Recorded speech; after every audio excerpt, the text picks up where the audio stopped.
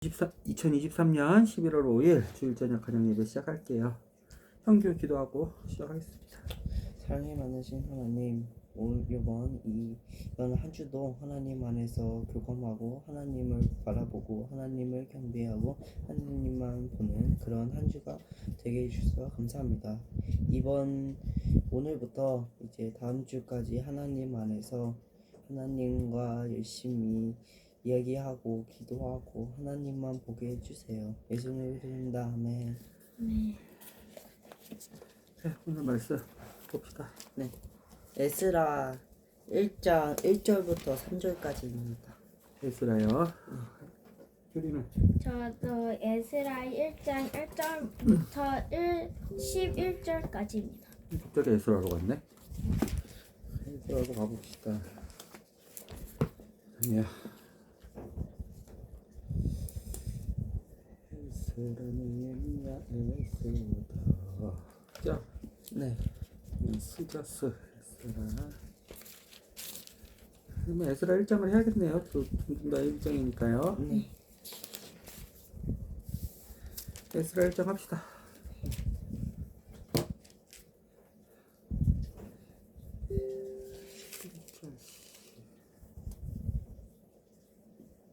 절이니까 3절씩 시작. 바사 왕 고레스가 즉위한 그해 여호와께서 이미 예언자 예레미야를 시켜서 알려주셨던 약속을 성취해 주셨다. 여호와께서 세계의 통치권을 잡은 바사 왕 고레스의 마음을 움직이시자 그가 자기의 온 제국에 다음과 같이 선포하고 그것을 문서로도 적어 공포하였다. 바사 왕 고레스가 공고한다. 하늘의 하나님 여호와께서 세상의 모든 나라들을 내 손에 맡기셨다. 그리고 유다 나라의 예루살렘에 자신의 성전을 짓도록 분분을 내리셨다. 그러므로 내가 지금 이렇게 조서를 내린다. 너희들 중에서 이 신을 섬기는 백성이 있으면 누구든지 이제 유다 땅에 있는 예루살렘으로 올라가서 이스라엘의 하나님 여호와의 성전을 지어라. 그 하나님이 그들 하나하나와 함께 계셔서 그들이 돌아가는 길도 보호해 주시고 성전 짓는 일도 도우시기를 바란다. 이스라엘의 하나님 여호와는 예루살렘에 계시며 거기서 섬김 받기를 원하시기 때문이다. 이 포로 생활 속에서 살아남은 좀 사람은 크게 얘기해 주세요. 잘 안 들려요. 네. 또 그가 어느 곳에 살고 있든지 그 이웃에 사는 사람들은 그들에게 금과 은과 세간을 주고 여행에 필요한 물건들과 타고 갈 짐승도 주고 예루살렘의 성전을 위하여 바칠 자원 제물도 주어서 그들이 영광스럽게 떠나가도록 도와주어라. 이리하여 유다와 베냐민 지파의 가장들과 제사장들과 레위 지파의 사람들 그리고 수많은 이스라엘 사람들이 함께 떠날 차비를 하였다. 그들은 모두 하나님께서 예루살렘에 여호와의 성전을 짓도록 마음을 감동시켜 주셔서 떠날 준비를 하였던 것이다. 그러자 사방의 이웃들이 그들에게 예루살렘 성전도 짓고 그들 자신의 생활을 위해서도 쓰도록 금과 은그릇, 원연료에 타고 갈 짐승, 기타 귀중품과 필요한 물건들을 많이 주었다. 이때 바사 왕 고레스가 예루살렘 성전의 기구들도 돌려주었는데 그것은 전에 바벨론의 느부갓네살이 여호와의 성전에서 약탈해다가 자기 신전의 보물창고에 보관하였던 거룩한 물건들이다. 그때 바사 왕 고레스는 그것들을 모두 자기 재무 장관인 미드르다에게 넘겨주고 미드르다는 그 물건을 유다 백성의 지도자인 스바살에게 모두 정확하게 세어서 넘겨주었다. 그 명세서에는 특별히 다음과 같은 물건들이 기록되어 있었다. 금 접시 30개, 은 접시 1000개, 칼 29자루, 금대접 30개, 그보다 못한 은대접 410개, 그 밖에 다른 기물 1000개, 금과 은으로 만든 물건들은 모두 5400개였다. 유다 백성의 지도자 세스바살이 석방된 동족들을 바벨론에서 예루살렘으로 다시 데리고 올 때 그 모든 물건을 함께 가지고 왔다. 오늘부터 가정예배는 현대어 성경으로 우리가 이제 보고 있죠. 현대어 성경으로 보니까 이렇게 숫자가 바로바로 보이니까 훨씬 더 이해가 쉽죠. 네. 네, 우리가 이 에스라 1장을 예전에도 다니엘 하면서도 이제 잠깐 얘기는 했었는데, 네, 에스라에서 나타난 예수님, 예수 그리스도의 복음, 하늘의 왕국이거든요. 하나님 나라는 천국이라고도 하고 하나님 나라라고도 하고 하나님 왕국이라고도 하는데 그 하나님 천국의 복음 관점으로 한번 우리가 에스라를 생각해보는 시간을 가질게요. 네. 복음 전파해 주세요. 네. 저의 오늘 제목은 포기하시지 않은 하나님입니다. 고레스 왕이 BC 537년에 1차로 남왕국 유다 백성에게 예루살렘으로 돌아가서 성전을 건축하라고 했다. 하나님께서는 이스라엘 민족을 아직까지도 사랑하셔서 고레스의 마음을 움직였다. 그래서 이 사랑을 하셔서 아직까지 하나님께서 이스라엘을 사랑하셔서 고레스의 마음을 움직여서 남왕국 유다로 다시 돌아가게 해주신 것 같다라고 저는 생각했습니다.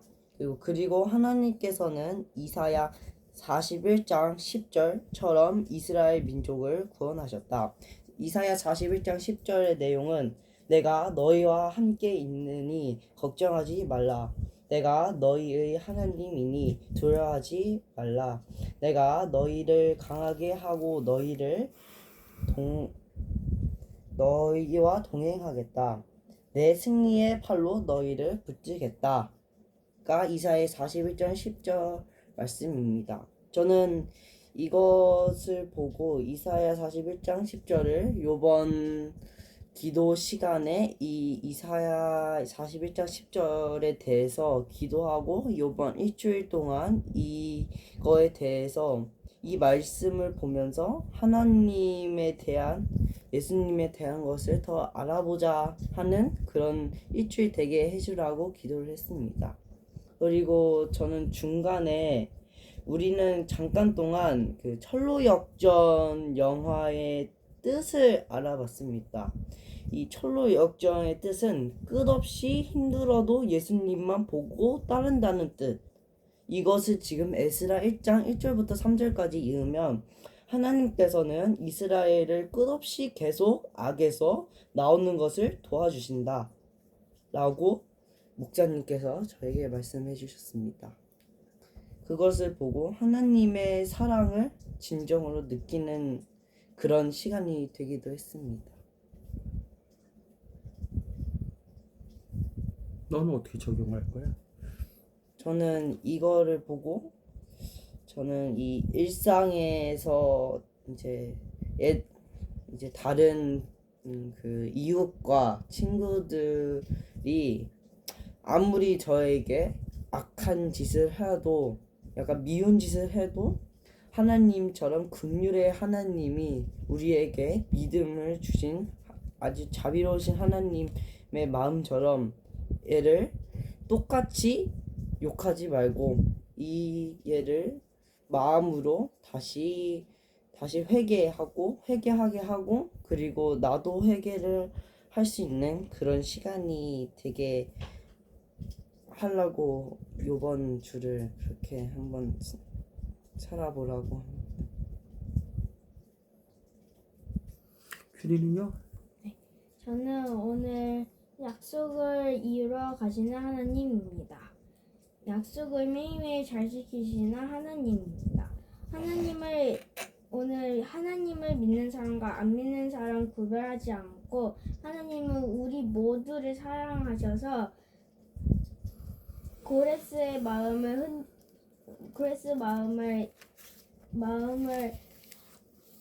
김성주에 인사해서 이스라엘 백성들이 포로로 됐잖아요. 1차 때. 그때 하나님이 우리 이스라엘 사람들을 사랑하셔서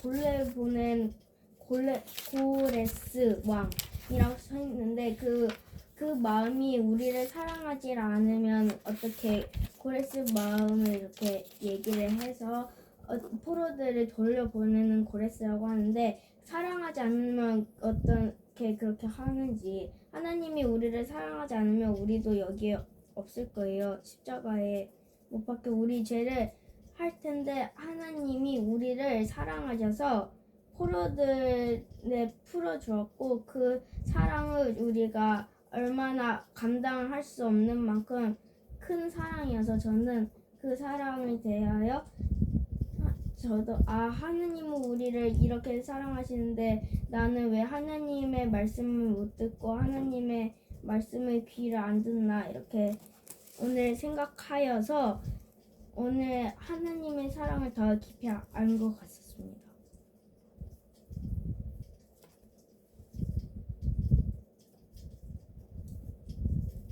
예수님은요? 예수님은 이 사랑 안에 있을 것 같습니다. 예수님이 우리를 사랑하지 않았으면 십자가에 못 박혀 죽을 거라는 말을 못하기 때문이라고 생각합니다. 예수라 1장에 예수님이 어디냐고요? 저 여기에서는 하나님의 사랑이라고 나오는데 어떤 사랑이에요? 하나님의 사랑은 에스라 1장에 나오는 하나님의 사랑이 있어서 이스라엘 백성에게 사랑이 있어서 고레스한테 얘기를 해준 거 아닐까 싶습니다.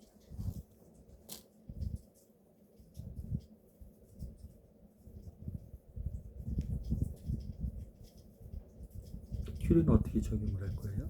저는 삶 속에서 이 하나님의 사랑처럼 저도 우리 가족과 친구들한테 이런 사랑은 못 주지만 그래도 이런 사랑과는 맞게 사랑을 줄 것입니다. 어떻게 말이에요 그게? 하나님처럼 사랑을 많이 주지 못하지만 저도 친구들과 가족들한테 사랑을 줄 것입니다. 구체적으로요? 구체적으로 얘기해 보세요. 어떻게요? 사랑한다는 것은 좋아하는 것만 아니라 사랑하면은 그 사람 곁에 계속 있고 도와주고 힘든 점 있으면은 저도 도와줄 것입니다. 그 친구 아니면 가족들. 사랑이 뭐예요?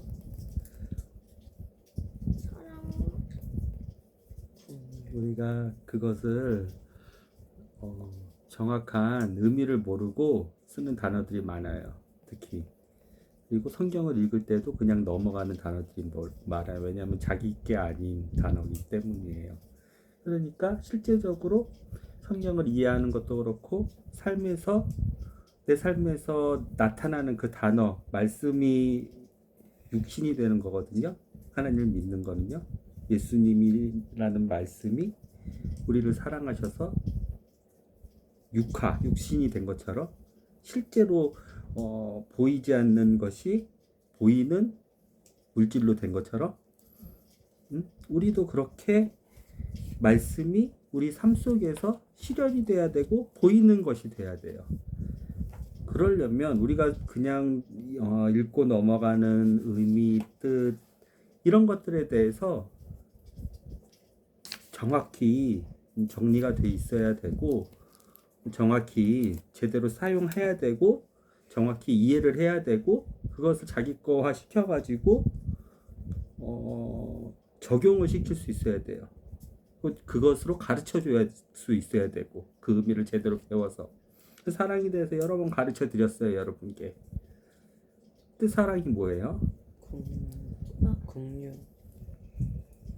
그래서 지금 규리가 지금 이해하는 사랑은 초등학교 4학년이 이해하는 사랑의 범주인데 그것만으로 충분히 사랑이 다 설명이 되지 않고 그럴 경우에 우리가 사랑이라는 성경을 단어를 읽거나 아니면 책의 단어를 읽거나 시에서 읽거나 아니면 우리가 사랑이라는 표현을 쓸 때 그 정도 의미밖에 우리는 이해를 못하고 그 정도 의미로만 사용을 하고 그 정도 의미로만 적용을 해서 삶 속에서 그 정도 의미밖에 나타나지가 않아요. 나는 하나님의 사랑을 실천하는 사람이 될 거야 했는데 나의 사랑의 실천을 보면 그냥 옆에 힘들어하는 친구의 말을 들어주고 그가 필요로 하는 것을 도와주고 이 정도밖에 실천이 안 돼요. 근데 그것을 나는 하나님의 사랑을 실천했어.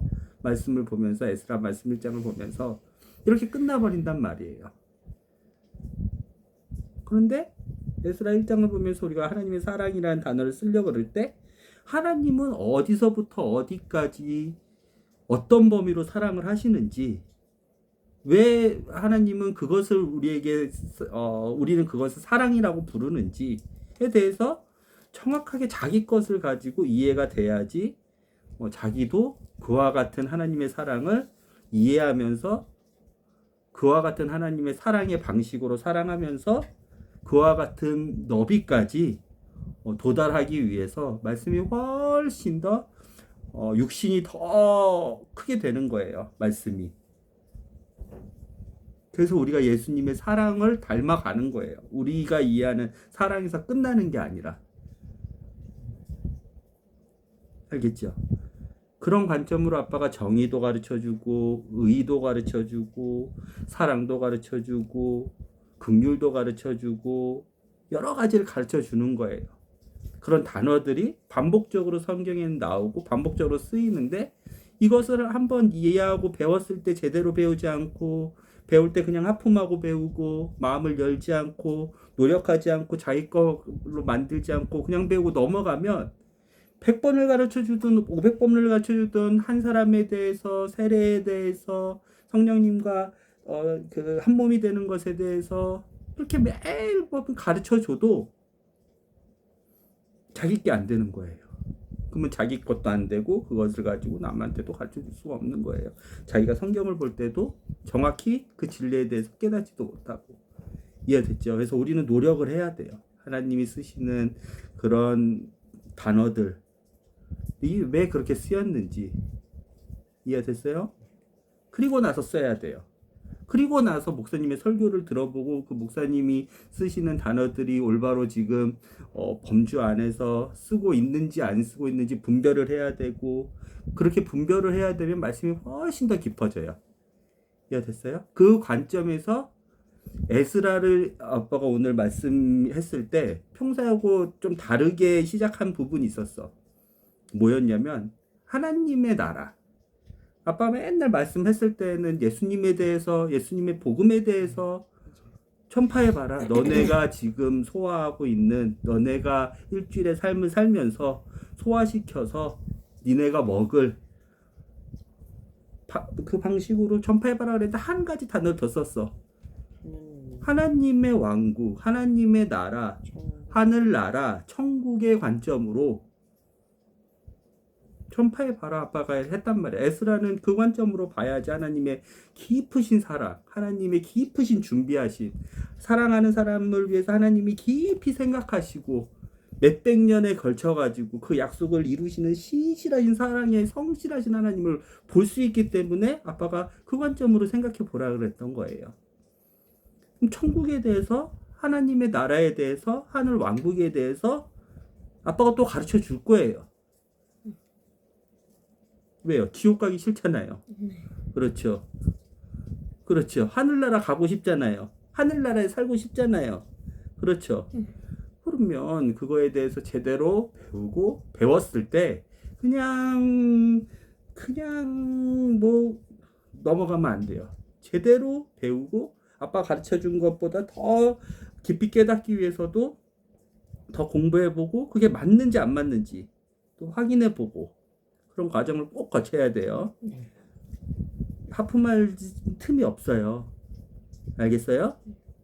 다시 얘기하지만 사랑에 대해서 정의에 대해서 뭐 의에 대해서 여러 가지로 지금 공통적으로 계속 나오는 단어들이 있어요. 선에 대해서 그렇죠.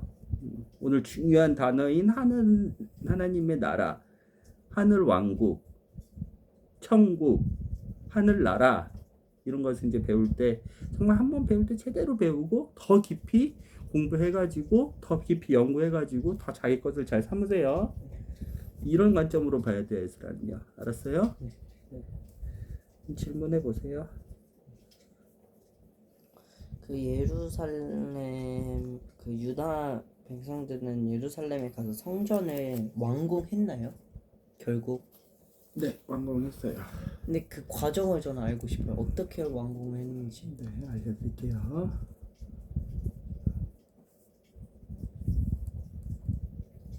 예루살렘 성전이요. 네, 예루살렘 성전.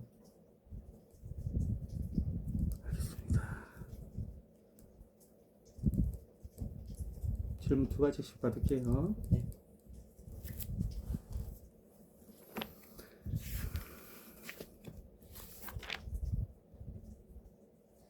그 뭐지?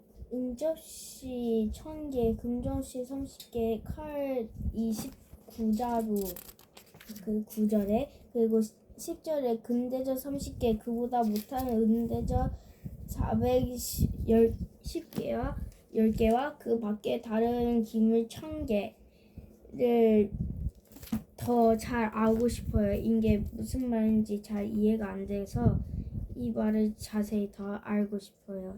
이게 무슨 상황인지.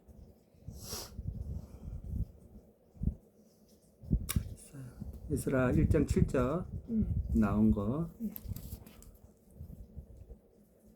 예, 또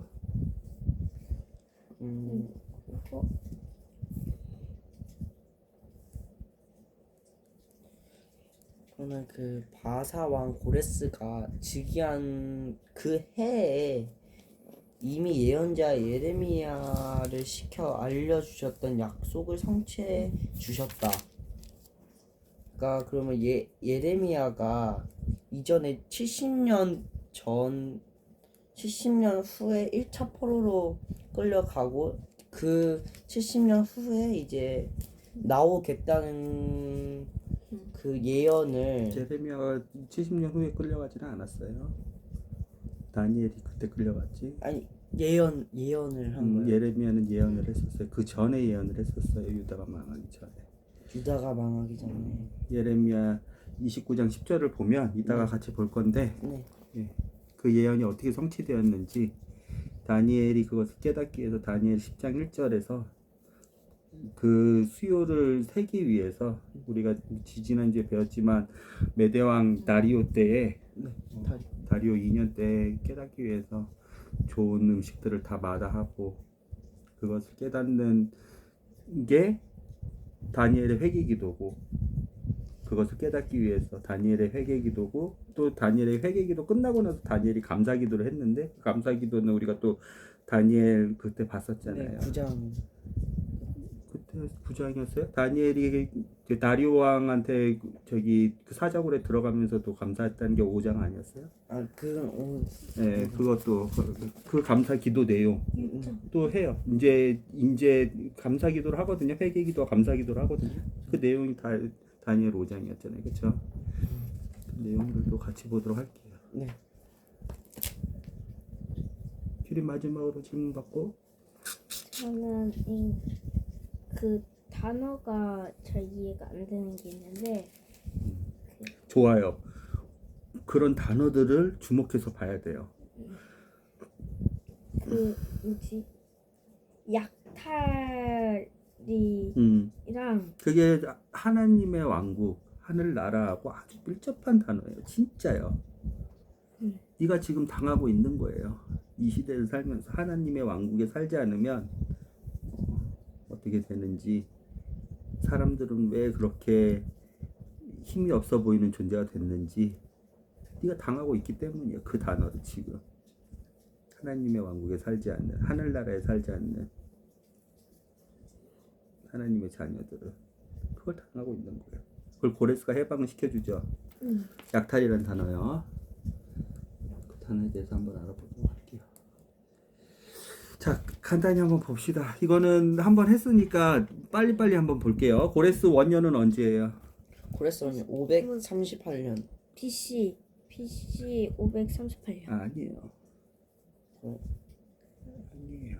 그때도 고레스 원년을 고레스 왕 페르시아 제국에 대해서 하면서 이것을 학자마다 다르게 다 보기 때문에 BC 역사를 다 다르게 보기 때문에 좀 정확하게 볼 필요가 있어요. 고레스 원년은 536년이에요. 그때 얘기했었잖아요. 왜요? 누구하고 같이 통치했어요? 고레스는요. 느보만 사악세레스 이사하고 같이 통치를 했었잖아요. 그 아하수레로, 메데 아하수레로 왕이었던 메데 다리오, 아스티아게스 아버지의 아들인 만다네의 오빠인 사악세레스 2세하고 같이 통치를 했었잖아요. 그러다가 고레스가 홀로 통치하는 솔렉스가 됐는데 그때가 536년이에요. 근데 그게 왜 중요해요? 그때 공포를 했죠. 오늘 말씀해 주셨던 그 공포를 했죠. 에스라 1장 1절, 그가 고레스가 자기의 온 제국에 다음과 같이 선포하고 그것을 문서로 적어 공포하였다. 뭐를? 이스라엘 백성들 다 가. 너네 땅으로 돌아가. 예루살렘. 내 옆에 있는 다니엘 보니까, 왜요? 이 고레스는 옆에 다니엘이 있었죠? 네. 언제부터 있었어요? 이사야가 예언했던, 이사야 45장에서 예언했던 바벨론이 망했던 벨사살, 그 마지막에 고레스가 쳐들어왔었잖아요. 그렇죠? 그때 다니엘이 보여줬잖아요. 이사야 45장, 고레스가 하나님의 종이 되어서 다시 온 제국을 다 심판할 거다. 그리고 나서 그 다니엘은 메대의 왕이었던 다리오와 바사의 왕이었던 고레스를 성실히 섬겨서 다니엘 1장 마지막 절에는 다니엘이 고레스 원년까지 왕궁에 있었다 그랬잖아요. 그렇죠? 그 고레스를 알았다면 다니엘에게 함께 하시는 하나님을 알았단 말이에요.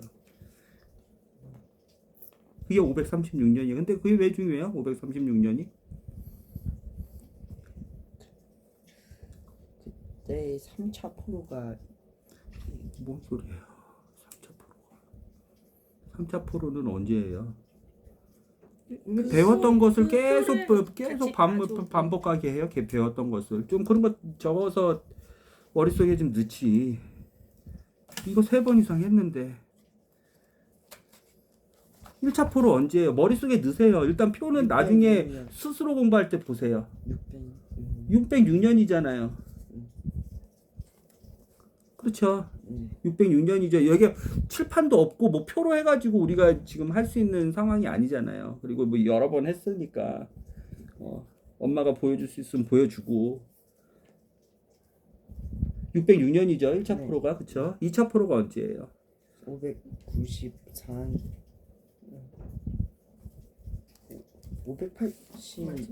597년이에요. 597년에 누가 포로로 잡혀가요?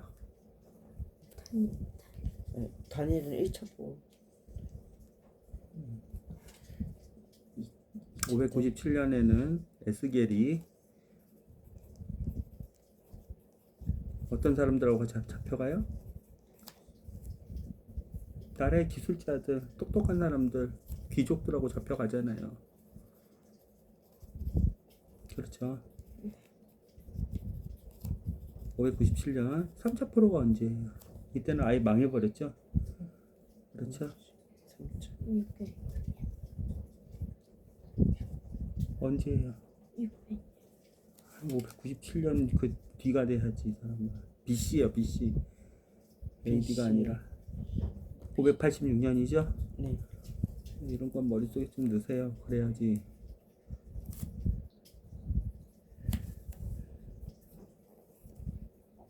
(606년) (597년) (586년) 이렇게 1차, 2차, 3차에 걸쳐서 그렇죠. 586년에는 아이 나라가 멸망해버렸죠. 느부갓네살에 의해서 바벨론에. 그렇죠. 누가 끌려가요? 아니 다니엘은 아니에요. 시드기야가 눈이 뽑혀가지고 어, 끌려가고 그의 두 아들이 죽고 그렇죠. 예레미야를 끌려갔다가 예레미야는 석방해 주잖아요. 느부사라다니. 그리고 나라가 아예 망해버렸잖아요. 그렇죠. 그 나라 이스라엘이란 나라가 그 나라 땅에는 이스라엘 사람들이 살 수가 없었잖아요. 거지만 산다 그랬잖아요. 이스라엘이 아무 중요하지도 않은. 그렇죠. 바벨론을 다 끌고 갔었죠. 네. 다니엘 하면서 역대 상하하면서 열왕기 상하하면서 엄청 많이 했어요 이거요. 그렇죠. 맞죠? 오케이. 이제 머릿속에 넣으세요. 근데 여기서 중요한 것은 예레미야가 왜요? 네? 근데 대부분은 538년이라고 하잖아요. 538년이라 그러잖아요. 그렇죠. 네. 모든 지금 네. 자료 찾다가 보니까 538년이라 그러잖아요. 근데 예레미야가 네. 그 예레미야 29장 거 볼게요.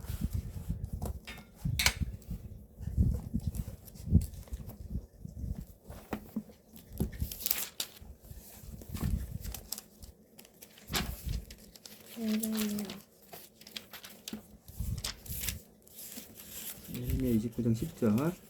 예레미야는 어떤 선지자예요?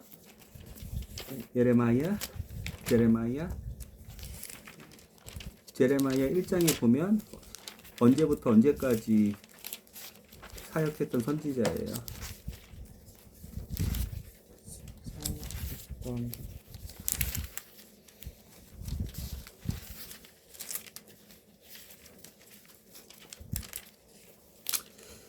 예레미야 1장 1절. 베냐민 땅 아나돗의 제사장 중에 하나인 힐기야의 아들 예레미야의 말들이라. 아몬의 아들 유다왕 요시야 시대, 요시야 때부터네요. 예레미야가 활동했던 시기는 곧 그의 통치 제 13년에 주의 말씀이 그에게 임하고. 요시야 13년 때부터 통치 예레미야가 했었네요. 그것이 또한 요시야의 아들 유다왕 여호와김 시대부터 요시야의 아들 유다왕 시드기야의 제 11년 말. 그러니까 요시야 때부터 이스라엘이 망하는 586년까지 하나님의 말씀을 40년 동안 선포했던 선지자네요. 이 시기 때 예레미야에게 하나님의 말씀이 임하셨고 예레미야가 하나님의 말씀을 대언했네요. 그 예레미야가 29장 10절에 뭐라고 하나님이 이스라엘 유다 민족에게 말했었냐면, 자, 이것을 이제 다니엘이 보면서 우리 같이 연구를 했어요. 날짜가 언제가 맞는 거야? 연도가 언제가 맞는 거야? 언제 성취가 되는 거야 도대체? 고레스 538년이 왜 걔가 그렇게 되면 몇 년이 문제가 되냐면 그것을 보여줄게. 고레스에 대해서 알아요? 고레스에 대해서 얼마나 알아요? 고레스가 몇 년에 죽었어요? 그것만 인터넷 자료 보면서 하면 조금 더 우리가 연구를 해봐야 돼요. 고레스가 그 아버지, 그 어머니 캄비세스 1세에 대해서 아세요? 그 어머니 만다네에 대해서 아세요? 그 할아버지, 외할아버지 아스티아게스에 대해서 아세요? 그런 것을 다니엘도 엄청나게 연구를 했어. 뭐가 연도가 맞는지 도대체. 어쨌든 다시 예레미야 29장 10절에 보면 아까 다시 이렇게 말씀하셨어요. 하나님께서 주가 이같이 말하노라. 바벨론에서 70년이 찬 뒤에 내가 너희를 찾아가고 너희를 향한 나의 선한 말을 이행하여 너희를 이곳에 돌아오게 하리니. 이 말씀 70년이 바벨론에서 차면 다시 돌아오게 한다 그랬어. 70년이 바벨론에서 차면. 아까 세 개의 연도가 나왔었죠. 네.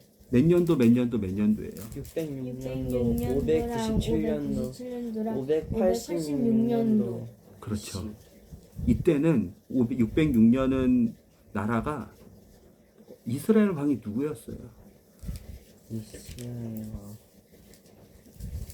그런 것을 전체적으로 보면서 얘기를 해봅시다. 우리가 토론을 해봅시다. 583년이 맞는지 536년이 맞는지 72년은 어떻게 해서 70년인지.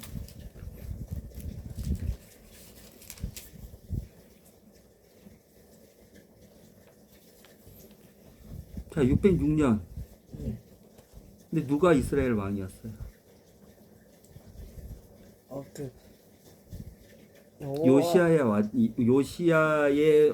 요시야 왕의 아들이겠죠. 아빠는 그냥 얘기는 안 해요. 이거 최소 3번 이상 얘기했던 내용들을 지금 얘기하고 있는 거예요. 요시야의 왕의 아들은 누구였어요? 여호와. 첫째 아들, 둘째 아들, 셋째 아들. 뭐 그거는 뭐 숨겨진 아들도 있었으니까. 첫 번째 여호아스. 다음에 여호와김. 여호와김. 다음에 여호와김. 여호와김은 요시야의 아들이 아니에요. 시드. 그렇죠. 엘리야김이었던 여호와김. 그 다음에 시드기야. 그렇죠. 여호와김의 숙부 시드기야. 그 세 명의 아들이 그 당시 예레미야가 우리가 예레미야 1장 봤었지만 그때 통치하면서 그렇죠. 3번 왕이 교체가 됐었죠. 그때 606년이 누구였어요? 누구에서 누구로 교체가 되고 치욕을 당한 거야? 여호와김이. 그렇죠. 어디에 나와요? 그 내용이 성경에? 다니엘 1장에 나오겠죠. 이렇게 그렇게 따라와야 돼요. 뭐 더 이상 나는 몰라요. 한 번 듣고는 나도 똑똑하지 못하기 때문에 관심이 별로 없기 때문에 몰라요. 다니엘 몇 장에 나와요? 그게 1장에 나오겠죠? 1장이. 읽어보세요. 나는 그냥 도표나 남들이 정리해 놓은 그런 표나 보면서 할 거예요. 그러면 안 돼요. 유다 왕 여호와김이 유다를 다스린 지 3년쯤 되던 해에 바벨론 왕 느부갓네살이 예루살렘을 쳐들어와 예루살렘을 에워쌌다. 그때가 몇 년이에요? 606년. 608년이에요 그때가? 606년이죠. 네. 606년이에요. 여호와의 김 3년은 606년이에요. 그리고 나서 무슨 일이 일어났어요? 그리고 여호와께서는 그에게 유다 왕 여호와김을 바벨론으로 끌어가고 여호와김이 왕이 끌려갔어요. 폐위가 됐네요. 네. 그럼 누가 됐겠어요? 여호와김 그 다음에 왕이 누가 됐겠어요? 그의 아들? 그의 아들 왜 아니 그래요? 그리 아들 여호와김. 그렇죠. 여호와- 어떤 사람은 여호와김이 계속 왕을 하고 여호와김이 597년에 그러니까 인터넷 자료들 이렇게 보면서 성경 그렇게 비교하지 않고 인터넷 자료들만 보면서 하면 맞지가 않아요. 혼란만 더 가중돼요. 다니엘 1장이 정확히 뭐라고 써 있어요? 여호와김이 폐위가 돼가지고 끌려갔죠. 네. 그렇죠. 그리고 누구로 했어요? 인터넷 자료 보면 여호와김은 3개월밖에 통치를 할 수밖에 없는 왕이에요. 그게 말이 돼요? 여호와김이 폐위가 됐는데 597년까지 여호와김이 하고 폐위가 돼가지고 시드기야로 교체된 다음에 그렇죠? 성경이 기준이 돼야 돼요. 뭐든지. 알겠어요? 좋아요. 인터넷 자료들 보면서 도표들 보면서 누구 말 이렇게 보면서 해도 좋아요. 나쁘다는 건 아닌데 본인이 성경책을 보지 않고 비교하지 않고 그것을 맹목적으로 그냥 다 어떤 목사님의 말씀이다, 어떤 역사학자의 말씀이다, 어떤 다큐멘터리의 말씀이다, 어떤 뭐 권위 있는 책의 말씀이다, 도표의 말씀이다, 정리된 말씀이다 하면 안 돼요. 아빠가 지금 이렇게 흥분해서 얘기하는 목적은 뭐예요? 성경하고 비교를 해야 되는 거예요. 다니엘이 70년 이래 이 예레미야 29장 10절을 머릿속에 넣고 그것만 넣고 한 게 아니라 예레미야 서를 가지고 바벨론으로 갔다고요. 그 책을 가지고 그 망해가지고 당신의 집이 불타고 당신의 왕국이 불타고 옆에 있는 가족이 다 죽었을 때 뭘 가지고 나오겠습니까? 포로로 끌려갈 때 606년에 다니엘은 뭘 가지고 나왔는지 아세요? 하나님의 말씀책. 성경책을 가지고 나와가지고 그 성경책 예레미야서를 보면서 깨달은 거예요. 다니엘이 3년 동안 좋은 음식을 입에 대지 않으면서 벨사살 때도 그랬고 다리오 왕 때도 그랬고 성경 말씀을 쉽게 깨달고 성경 말씀을 쉽게 이해하고 그러려고 하면 안 돼요. 1년, 2년 차이를 쉽게 생각하면 안 돼요.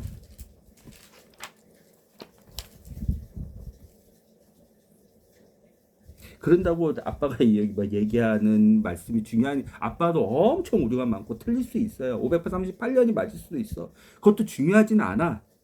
어떻게 보면 큰 나라 관점이 보면 제일 오늘 중요한 건 하나님의 왕국의 회복이에요. 아까 약탈당했던 우리 사람들이 어떻게 그 사탄의 약탈에서 하나님의 왕국의 백성으로 다시 귀환하는지 하나님이 약속한 땅으로 그 약속의 성취자로 다시 귀환하는지가 가장 중요한 건데 그럼에도 불구하고 지금 뭘 주려 그러냐면 인터넷 어떤 목사님의 설교 어떤 권위 있는 성경의 다큐멘터리만 보고 성경을 안 본다? 직접 보지 않고 직접 연구하지 않고 어떤 도표만 신뢰한다? 그러면 안 돼요. 어떤 역사책 아무리 권위 있어도 성경으로 비교하는 거예요. 다니엘 1장이 뭐라 그랬어? 여호와김이 끌려갔다 그랬어? 안 끌려가다 그랬어? 다시 보세요. 정확히 봐야 돼요. 그러면 여호와김이 3개월 동안 왕이 됐다는 지금 도표 인터넷에서 떠도는 그게 말이 돼요? 아니요.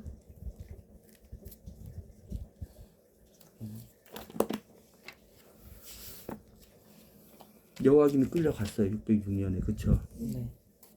그쵸? 그럼 누가 왕이에요? 요아kim. 그렇죠. 네. 그리고 나서 무슨 일이 생겼어요?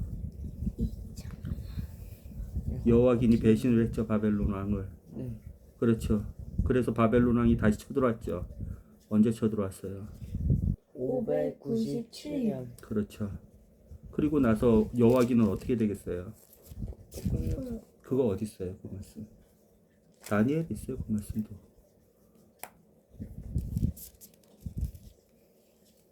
찾아야 빨리. 직접 찾아서 읽어야 돼요. 그러니까 아침마다 읽으라는 거예요. 7시에 일어나서 뭘 하고 있는 거예요? 넋 빠지고 있는 거예요? 아니면 뭐 하고 있는 거예요? 성경책 읽으세요. 성경책, 성경 말씀.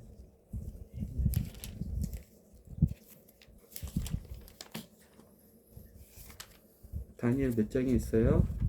1장이 있어요. 어디 있어요? 직접 보세요. 성경을. 욥기 할 때도 아빠가 성경 직접 보라 그랬어요. 몇 번씩 제 권면했어요. 성경 보라고 직접.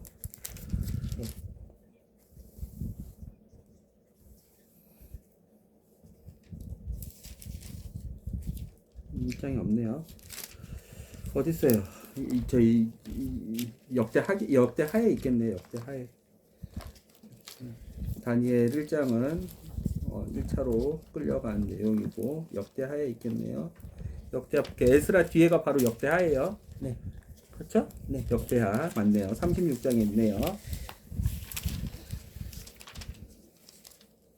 36장을 아빠가 빨리 읽어볼게요. 이건 머릿속에 넣으세요. 여러 번 얘기를 했으니까요. 예. 유다의 지주들은 요시아의 넷째 아들인 살룸을 세워 예루살렘에서 그의 아버지 대신의 왕으로 삼고 그의 이름을 여호아스라고 불렀다. 살룸은 애굽을 배척하는 아버지 요시아의 외교 정책을 지지하는 아들이었기 때문에 맏형을 물리치고 왕이 계승 자가 되었다. 그는 유다 백성이 뽑아 세운 최후의 왕이었다. 역대하 36장이에요. 네. 그가 23세에 왕이 되어 겨우 석 달 동안 예루살렘에서 다스렸을 때 애굽 왕 느고가 쳐들어와 그를 폐위시키고 100달란트와 금 1달란트를 조공으로 바치라고 명하였다. 느고는 여호아스의 형 엘리야김을 세워 유다와 예루살렘 왕으로 앉히고 그의 이름을 여호아김으로 바꾸었다. 그리고 여호아스는 인질로 붙잡아 애굽으로 끌고 갔다. 여호아김은 25세에 왕이 되어 11년 동안 예루살렘을 다스렸다. 그는 자기 하나님 여호와께서 보시기에 악한 일들만 골라 하였다. 아까 3년에 끌려갔다 그러지 않았어요? 다시 볼게요. 갈그미스 전투. 갈그미스 전투는 바벨론과 애굽이 싸운 전투예요. 갈그미스라는 저 위쪽에서 시리아 쪽에서 애굽이 이긴 바벨론 왕 느부갓네살이 대군을 거느리고 예루살렘으로 와서 여호와김을 포로로 잡아 쇠사슬로 묶어 바벨론으로 끌어갔네요. 이때가 606년이겠죠. 네. 이게 아까 얘기했던 우리 에스라 1장에 나왔던 그 성전 기구들이네요. 뭐 1000개 몇 개, 1000개 몇 개 이거요. 느부갓네살은 성전의 기구 가운데 귀중한 것들을 골라서 바벨론으로 가져다가 자기 왕국에 두었다.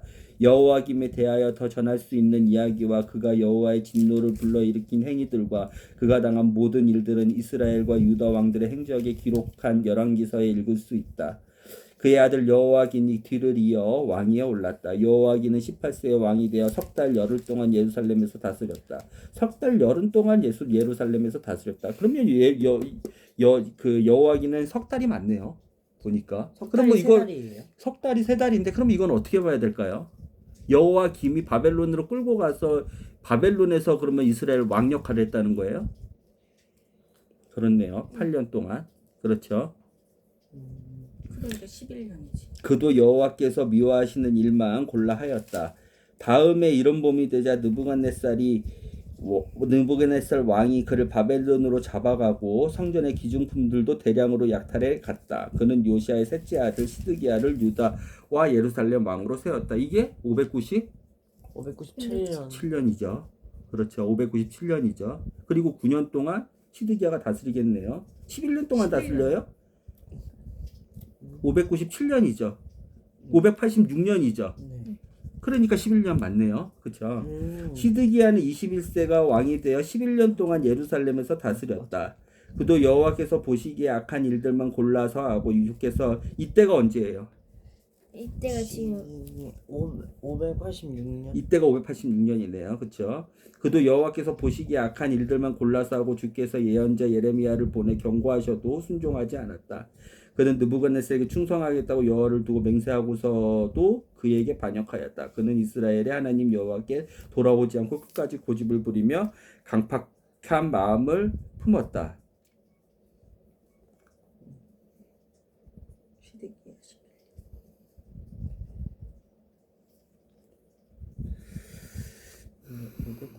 왕이 그렇게 악한 행동을 하자 유다의 고위층과 제사장들은 온 백성에 이르기까지 모두 주께 점점 더 반역을 하고 악한 짓을 하였다. 그들은 이방 민족의 더러운 풍속을 따르고 여호와께서 전으로 삼으신 예루살렘 성전까지도 온갖 우상으로 더럽혀 놓았다.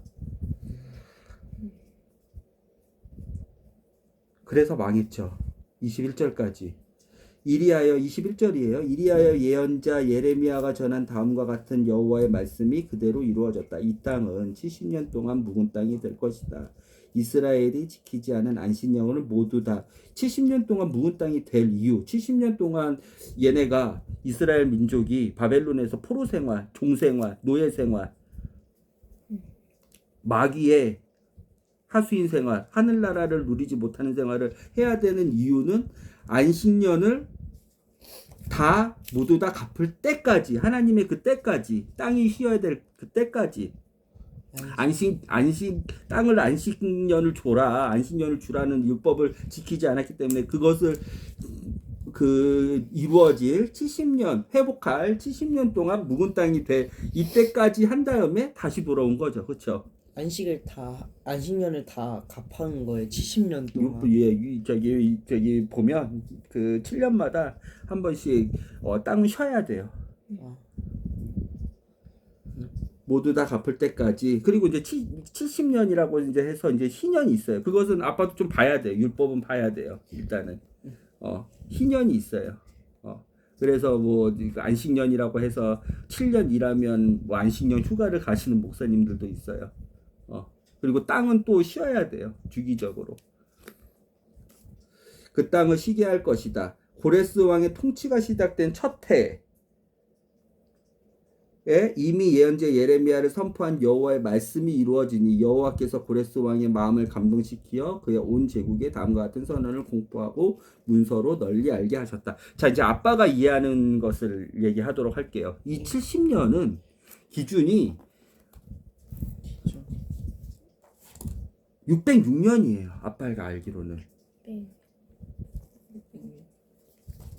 606년을 기준으로, 왜냐하면 그때 이미 여호와김이 역대하 36장에서 나왔듯이 36장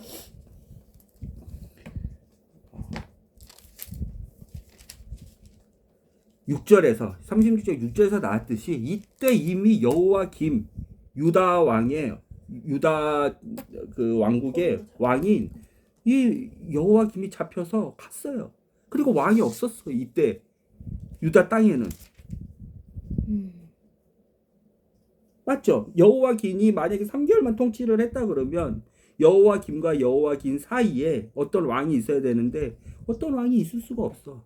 왕도 없이 몇 년 동안이에요. 그러면 8년 동안. 그렇죠. 3년 내에 잡혀가서 11년을 통치했다고 하니까 네, 8년 동안 왕도 없는 나라에 대대적으로 다 끌고 갔단 말이에요. 왕족들도 끌고 가고 5만 명 이상 끌고 가고 좋은 성전의 기물들도 다 끌고 가고 586년에 예루살렘 성벽도 예루살렘 성정도 다 갈아버리지만 누부갓네살의 명을 받아서 완전히 흔적도 없이 다 박살 내버리지만 이때 이미 이스라엘은 망했단 말이야. 나라가. 그쵸? 자주권도 없어, 통치권도 없어, 국방력도 없어. 그쵸? 왕은 끌려갔어. 그쵸? 우리가 일본의 식민지를 살면서도 우리 조선왕이 일본에 끌려간 적은 있었나요? 없어요. 순종이 그거는 이제 뭐 청나라에 끌려가 있는 거지. 왕이 도망갈지언정 네. 왕을 인질로 잡아가지고 조선 땅에 왕이 없었다. 예를 들어 그리고 그 조선 끝나고 나서 대한제국에 네. 왕이 없었다는 그런 때는 없었어요. 그런 암흑기는 없었는데 이 여호와김을 통치 연도를 11년으로 치고 여호와김이 통치 연도가 3개월로 친다 그러면 8년 동안 이스라엘은 왕이 없었던 왕국이었어요. 왕이 없었다. 이때 망했어. 606년에. 그리고 나서 왜 바벨론에 이때부터 1차 포로 첫 번째 포로가 끌려갔잖아. 그쵸? 유다 미스들이 끌려갔잖아. 그리고 나서 70년이 지난 536년을 아빠는 예레미야의 70년으로 보고 있고 킹 제임스 성경을 쓴 제임스 영국 왕의 그 사주를 받았던 틴데일이라는 사람과 그가 같이 연구했던 역사학자들이 연도를 조사를 해봤는데 킹 제임스 버전의 역사에 보면 536년이 예레미야한테 말씀을 성취하셨던 70년이다 라고 정리를 하고 있고 아빠는 킹 제임스 성경 번역본을 신뢰하는 편이에요. 신뢰해요. 606년부터 이제 에레미야의 그 예언이 시작됐다. 예레미야의 예언이 606년을 기점으로 70년을 성취가 끝나서 536년에 그 성취가 이루어졌다. 왜? 고레스는 538년부터 530년까지 모든 역사사초나 역사학자들이 쓴 내용이나 보면 그렇게 통치 연도가 그렇게 길지 않아요. 그 정도밖에 통치를 못했어. 530년에 고레스는 죽었기 때문에. 근데 고레스 원년이 언제냐? 듀얼렉스가 있고, 그러니까 워낙 왕국이 넓으니까 로마도 그렇고 페르시아도 그렇고 마찬가지로 헬레니즘도 그렇고 통치자가 한 명이 통치할 때가 있고 왕국이 보면은 아니 나는 지금 열왕기하를 보고 있거든. 열왕기 한번 볼게요. 한번 성경으로 비교해서 연구하는 게 가장 좋은 거예요. 그러면 열왕기하를 볼게요. 어디야? 24장. 열왕기하 24장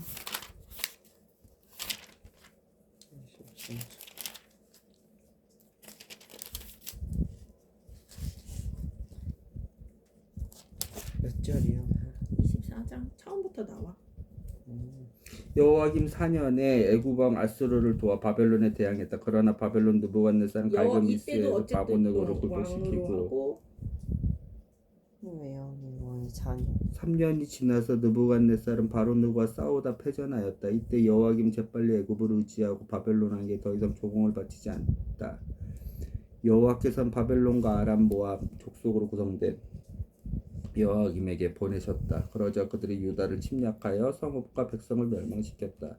여호와께서 일찍이 예언자들을 보내신 말씀이 그대로 이루어졌다.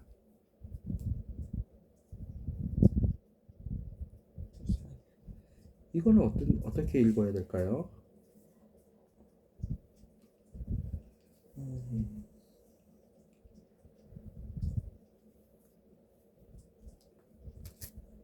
여호와김이 그리고 이때 여호와긴이 왕이 된 직후에 바벨론 왕 느부갓네살이 대군을 거들고와 예루살렘을 포위하였다. 10절.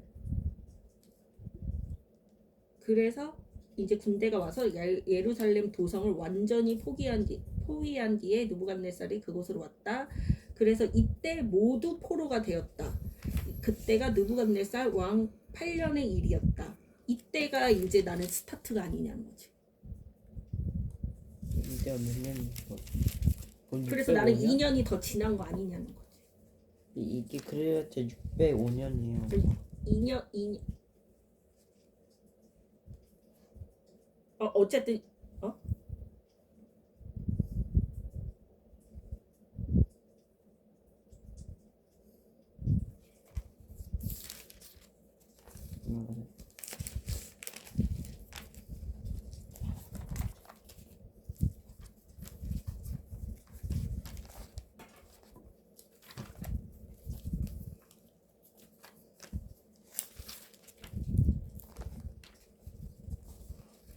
재밌네요.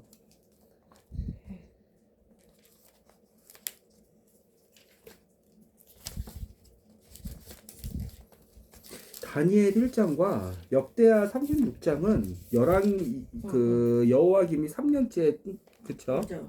네. 끌려갔던 것을 얘기하고 있고 정리하자면 네. 그렇죠. 확실하죠. 네. 열왕기하 써져 있어요. 24장은 그렇죠. 7년이 지났네요 이미. 그렇죠. 여호와김이 그렇죠. 맞아요? 그렇게 보는 게 맞아요?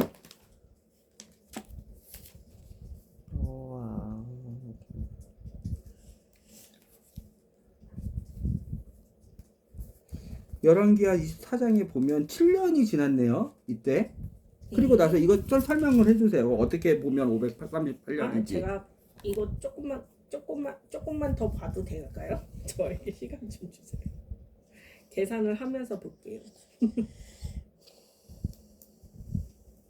그리고 갈그미스 전투는 바벨론하고 애굽이 싸운 세계사적 그 전투가 실제적으로 전투가 맞지만 갈그미스 전투는 바벨론이 이겼어요. 바벨론이 이겨. 예. 그래서 열왕기하 24장 그래, 7절짜 아니요. 바벨론이 아니요. 잠깐 그건 보고 계세요. 일단 그것만 보고 계세요. 갈그미스 전투는 열왕기하 24장 7절에 보면 외구박은 더 이상 자기의 본토 밖으로 출전하지 못했다. 그런데 갈그미스 전투는 열왕기하 24장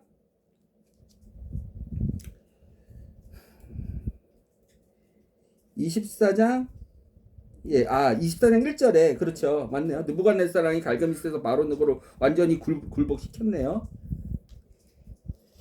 그리고 나서 느부갓네살은 바로느고와 싸우다가 또 패전을 했대요. 그러면 갈그미스 전투가 일어나고 나서 3년이네요. 세계사적으로 봤을 때는 갈그미스 바로느고. 갈그미스 전투가 언제 일어났냐면 영국에서 정리한 바에 따르면 605년? 그건 말이 안 되죠. 그러네.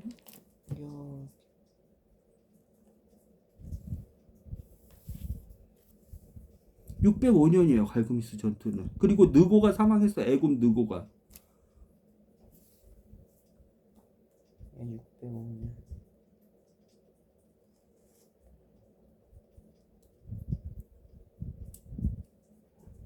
그리고 나서 3년이 지나면 602년이네요. 600이. 그때는 말이 안 되죠. 잠깐만. 그러니까 여호와김 왕 4년이 갈고미스 전쟁이 있었고 그게 605년인 거지.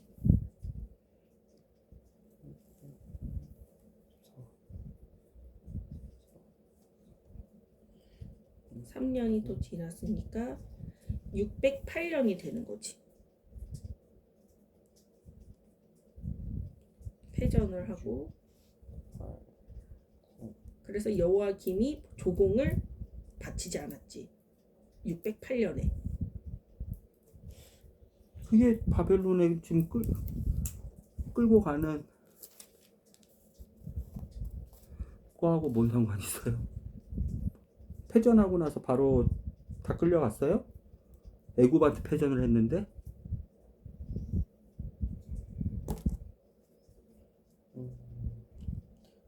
605년부터 시작. 608년? 605년. 8년 지났다? 605년 기준으로 3년이 지나면 그게 플러스가 아니라 마이너스. 마이너스니까.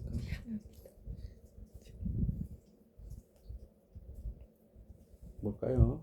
이건 앞으로 조금 더 보도록 할게요. 다만 이미 제가 이해하기로는 606년 그쵸, 끌려갔죠. 다니엘하고 싹 끌려갔죠. 이미 이스라엘은 망했죠. 그리고 나서 70년 지나서 536년에 예레미야의 성취가 일어나서 고레스 원년. 그때 왜 고레스 원년이라 그랬냐면 고레스가 통치를 같이 하다가 솔렉스 혼자 통치한 그 연도가 536년. 그때 선포를 하고 공포를 해. 모두 다 돌아가라. 다시 하나님의 나라를 회복해라.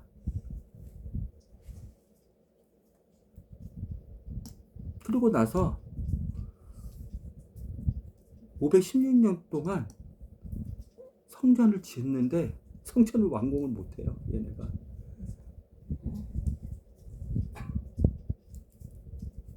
그런 다음에 20년이 지난 516년에 성전이 드디어 예루살렘 성전이 완공이 돼요. 그리고 59년이 지난 이후에 2차 귀환, 1차 귀환은 누구죠? 스룹바벨과 그렇죠. 오늘 네, 세스바알과 그다음 예수아죠. 여기 스가랴서에도 나오고 여기 나와요. 그렇죠. 스가랴서에도 나오고 그렇죠. 네. 그다음 에스라에도 나오는 그냥 1차 귀환하고 2차 귀환했던 이 에스라가 59년이 지난 457년에 2차 귀환을 하는 거예요. 그래서 하나님 나라에 하나님이 이스라엘 사람들과 함께 할 수 있는 성전이 세워졌단 말이에요. 그렇죠. 근데 그 성전만 있으면 안 돼. 거기에 길도 있어야 되고 하나님 나라를 침범하는 나쁜 세력을 막을 하나님 예루살렘 성벽도 지어져야 되고 특히 하나님의 말씀이 하나님 백성인 하늘나라에 사는 사람들에게 하나님의 말씀이 심겨져 있기 때문에 에스라를 60년 만에 59년 만에 정확히 457년 516년 기준으로 457년 만에 보내서 율법을 하나님의 말씀을 다시 가르쳐주고 부흥시키는 그 역할을 에스라가 감당한단 말이에요. 2차로 돌아와서. 그리고 3차로 돌아와서 느헤미야가 3차로 몇 년 만에 돌아와요. 12년 만에도 13년 만에 돌아와서 445년에 느헤미야가 3차 귀환해가지고 예루살렘 성벽을 중건하게 되죠.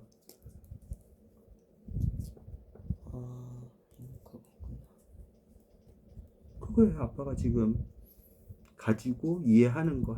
이렇게 풀어야 나중에 다니엘의 71회 또 풀려요. 538년이라는 것을 무조건 아빠는 틀렸다고는 하지는 않을 거예요. 근데 오늘 우리가 봤었던 역대하 36장도 그렇고 그 다음에 열왕기하 24장도 그렇고 다니엘 1장도 그렇고 그렇죠. 여러 가지로 여호와김 시대